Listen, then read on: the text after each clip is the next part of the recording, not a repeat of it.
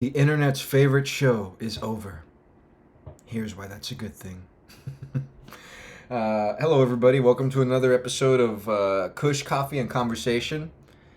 This is actually a second take, so I guess I broke a little rule here for the most part. I tried making a little theme song. It was terrible. It was Cold Beer Conversation by George Strait. I went, Kush Coffee, Conversation, just your favorite MB. A little time there wasting. That was fucking stupid though, so I did it again. So I could recontextualize it in a less cringe way, I guess. I'm also snacking on some popcorn today. Kush coffee corn conversation. But yeah, Smiling Friends is over, dude. 2 more episodes to come as of this recording, but a lot of people are really shocked about it. And I can't really see my shirt. Thematically relevant, kind of. I'll explain later. So I feel like the news about Smiling Friends is hitting me quite a bit differently than it seems to be hitting a lot of other people. Always decaf late at night. Maybe one of these days I'll record on a Saturday, so I can have coffee and some Kush at the same, like real coffee. Kind of very curious what that would do to me.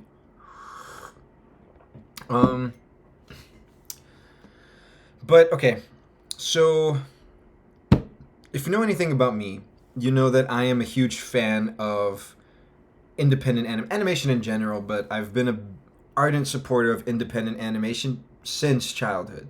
Since I was like 9 years old, 10 years old. I was a frequent frequent visitor to the website Newgrounds, which had no business being. Anybody who was there at the time, I had no business as a young child being on there, but who am I kidding? A lot of us, if anyone relates to that, I don't think there's a small percentage. It's a non-0% chance that you were also like way too young to be on there. And well, Smiling Friend kind of came to be the a really like delayed payoff for investing in that world, because Smiling Friends comes from that. Smiling Friends is a direct result of Newgrounds being created, the kind of culture that it fostered, the people that were drawn to that culture, generationally, you know. And I'm someone that always connects shit to like politics and society, and Newgrounds, like being what it was in the Bush era and the early Obama years.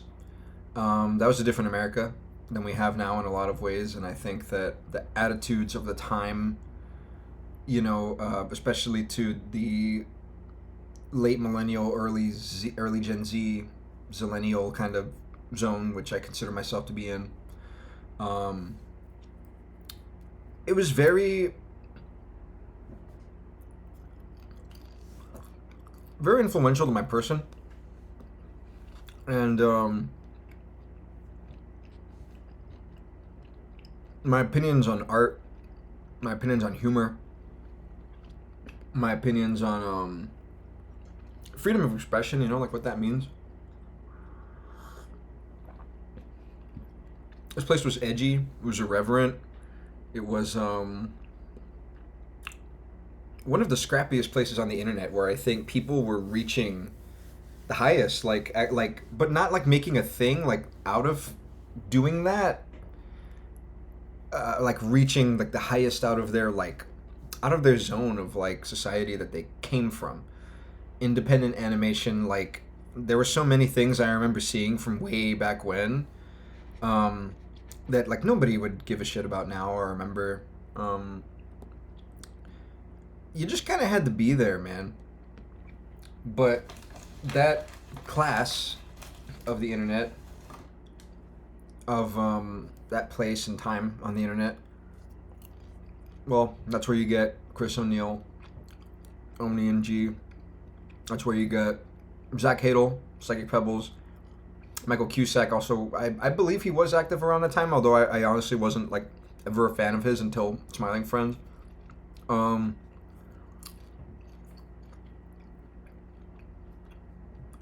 And I'm trying to think of like why did I feel the need to give all that background?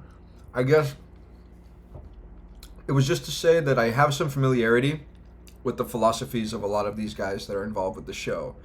And my personal perspective is going to sound this is parasocial as fuck, but I feel like I'm in like with them. Like I feel like I've seen the rise of Smiling Friends from inside of the circle of people, not as like a lot of people like friends who I put onto the show who I probably annoyed with like all these internet cartoons on Newgrounds when we were younger. And other people that I've met, it's such a mainstream thing, Smiling Friends. It's really like it's really insane. It like again, if you're somebody like who was there at the time, this shit was like almost unthinkable. It's almost too good to be true. Not even just that like such creative guys were given the chance to pull off a really great quality show, carrying over a lot of these like philosophies and into a more matured and evolved and professional artistic movement that it's become. But also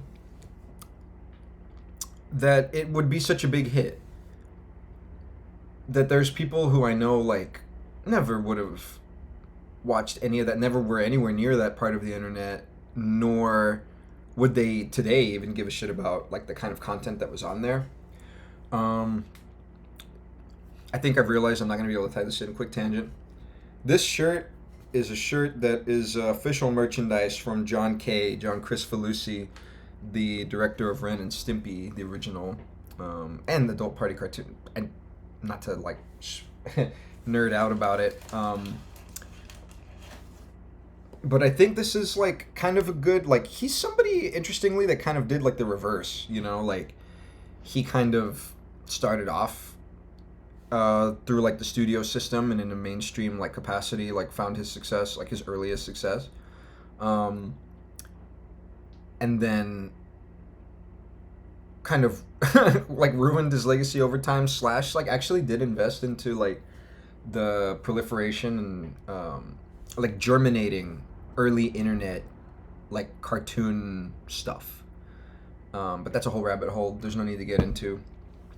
Also like irreverent humor, political controversy and stuff like that yeah, there's a lot to unpack there, but I guess that's to show my cred. I always try to dress a little bit relevant to the topic at hand. But Smiling Friends, back to Smiling Friends. Sorry, I just got a text. All right.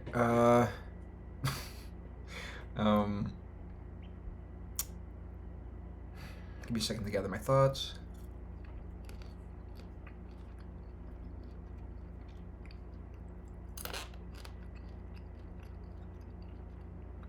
I'm trying to make this worth it.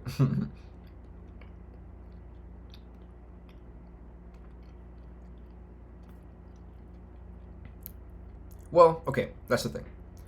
I think I'm somebody who comes from a place of very like intimate familiarity with like these guys like artistic philosophy and this idea, right, of ending something before it gets stale.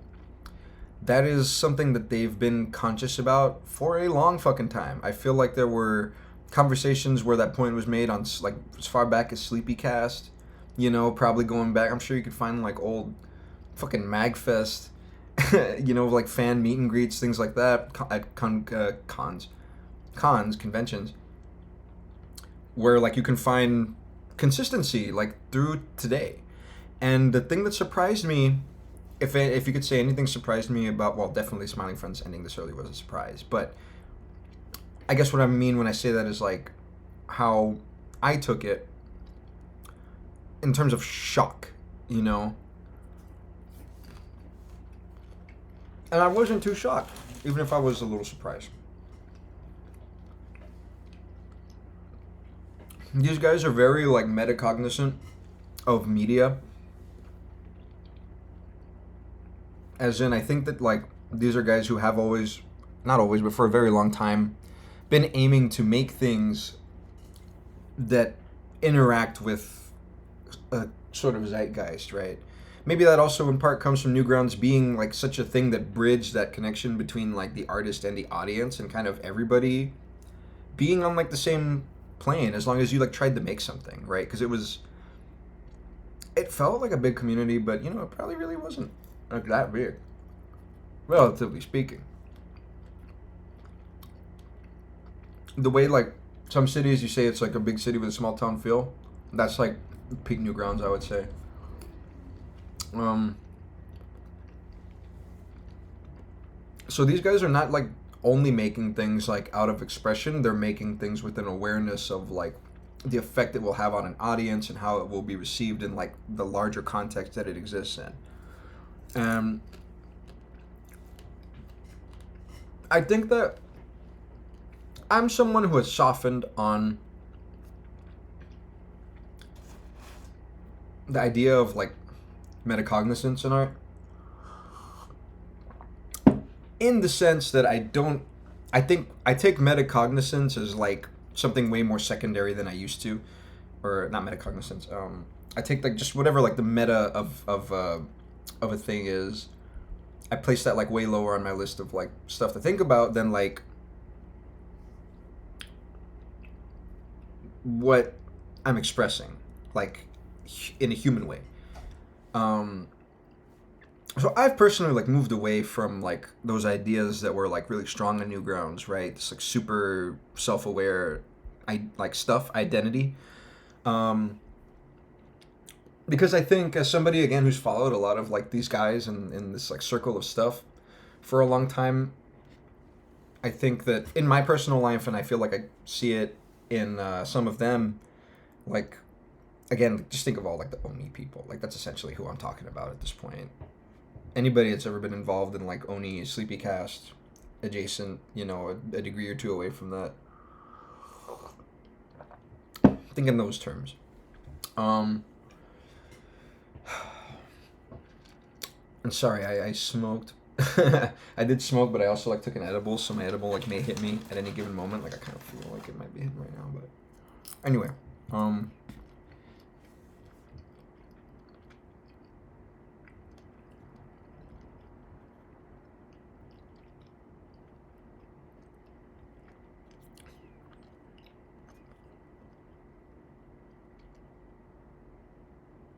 so I think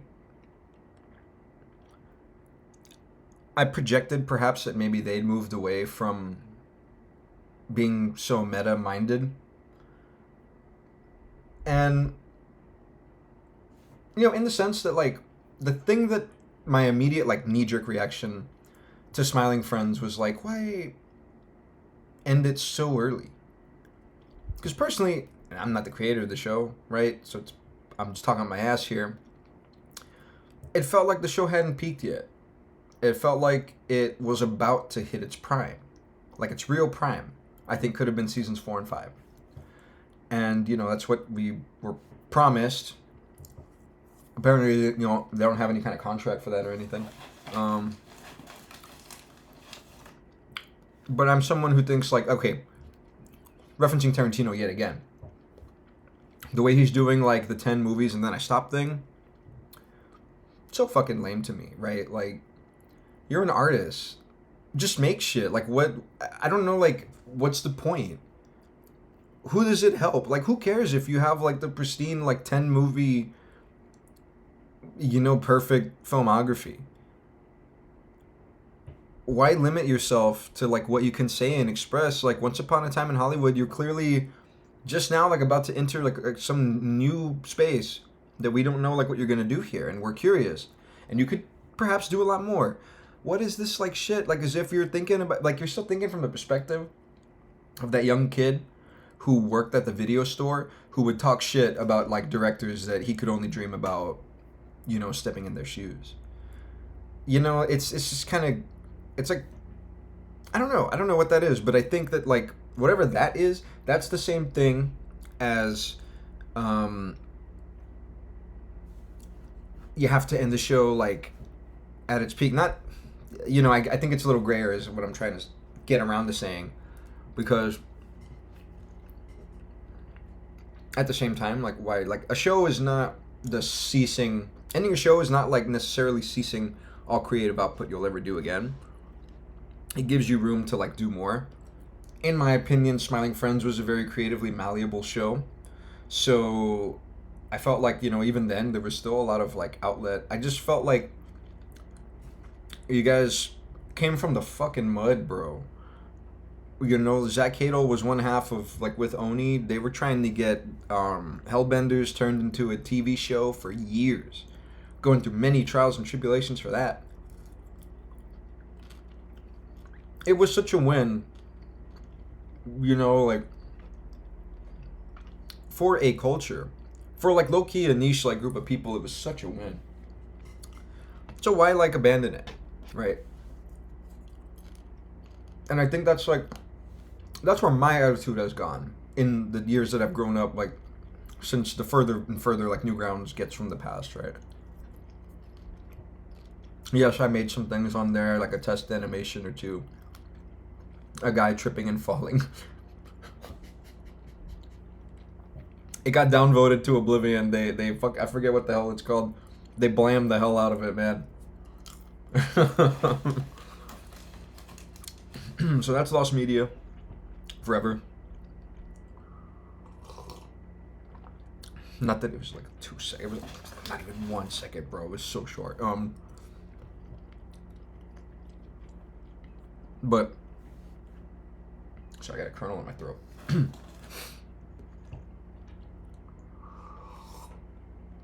gonna try to keep this one short. I really want to see if I can be 30, no more than 40. Like at least like 30 something.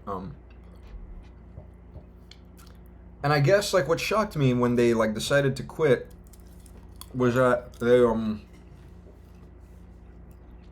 just saw me drop popcorn. Was like they haven't moved past that like attitude,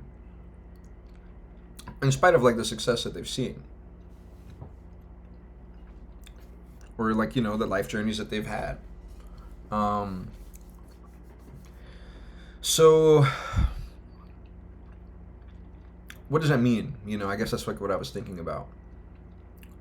And to me, I've like been reflecting on it, and I think, okay, stop there, back up. The effect that decision has had is crazy, because again, Smiling Friends, this is like, it was a show that was only continuing to like grow in popularity.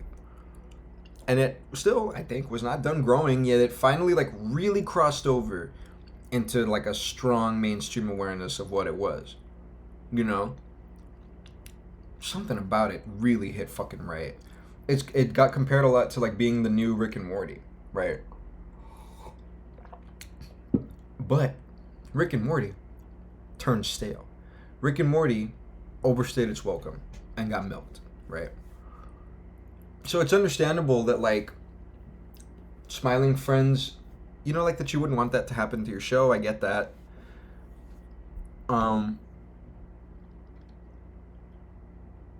But the reaction has been really shocking, right? Like people are surprised. People are shocked by it all. And that was like interesting for me to see.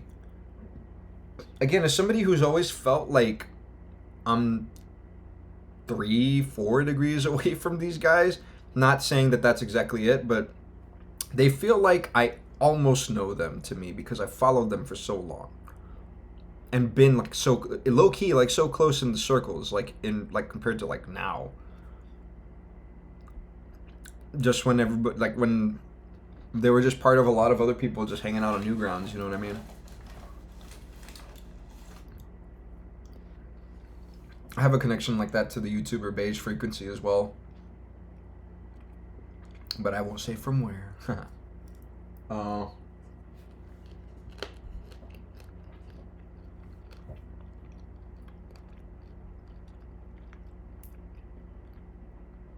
I think that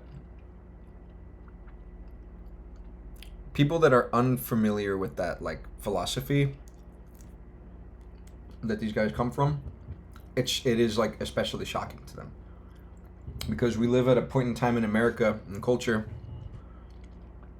um, where everybody is grifting, get rich quick schemes, unethical like selling out.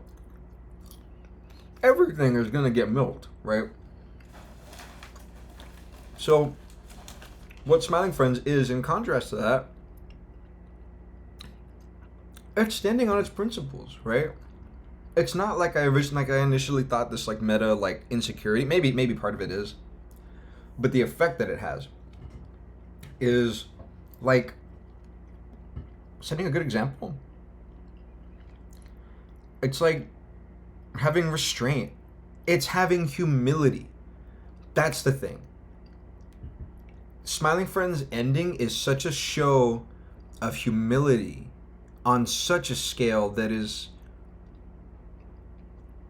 it genuinely, I think, like does something to like the mainstream American zeitgeist to have such a show of humility in Trump too, right? And when I started thinking about it in that context, it seemed to be a much more like positive thing. You know, like now the ball's in everyone else's court because Smiling Friends was such a good example of like these guys, right? Like they made a lot of money, but they're running the risk now. Like, hey, maybe that was enough. Maybe this is enough. Maybe this is enough success. Maybe this is enough money. Maybe this is whatever, right? They said themselves it's like the experience of a lifetime. They achieved something really insane, really incredible. And that being enough. What American ever says like that's enough, right?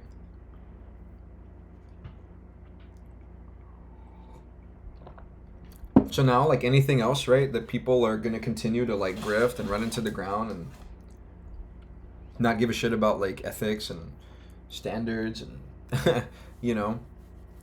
Here's a high profile example of humility. What do we all like do with that? You know what I mean? All of us, shit. I think 10, 15, 20 years from now, people are going to remember Smiling Friends. And going along with that, people are going to be talking about the fact that it ended so prematurely by the volition of its own creators. I don't know if that S came out the first time.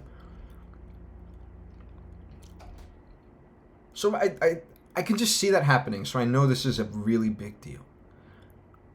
But I think it's like a sleeper big deal. You know, like a lot of people, it's just like, ah, damn, a show is ending. But when you see like people online talking about it, they're like heartbroken, but accepting. That's not the thing. People aren't like pissed off. Like that's not the general like viewpoint here. People like respect it. It's not in the interest of the consumer. And so many consumers respect it. Because I think on some level, maybe subliminally, we all realize, like, you know what? Yeah, these are guys with principles. Fuck yeah. You know what, man? It's enough for us too. It's enough for us.